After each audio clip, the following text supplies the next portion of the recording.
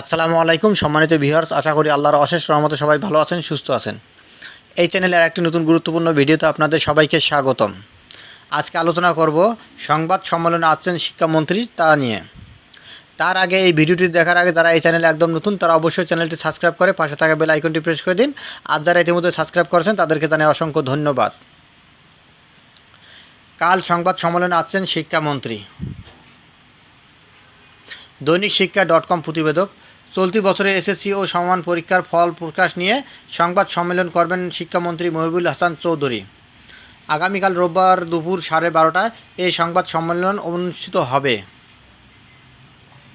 শনিবার 11 মে শিক্ষা মন্ত্রণালয়ের জনসংযোগ কর্মকর্তা এম এ খায়েরের পাঠানো এক সংবাদ বিজ্ঞপ্তিতে এই তথ্য জানানো হয়।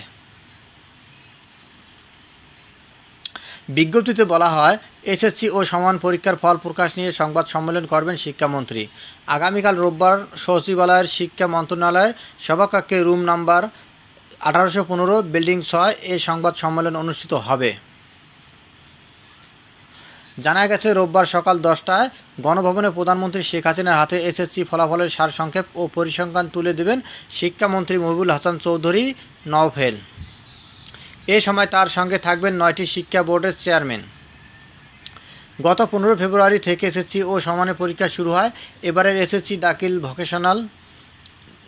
দাখিল এসএসসি ভোকেশনাল ও দাখিল ভোকেশনাল পরীক্ষায় মোট পরীক্ষার্থী 20,24,192 জন। সারা দেশে 29,735টি শিক্ষা প্রতিষ্ঠানের শিক্ষার্থীরা 3,700টি কেন্দ্রে পরীক্ষা হয়।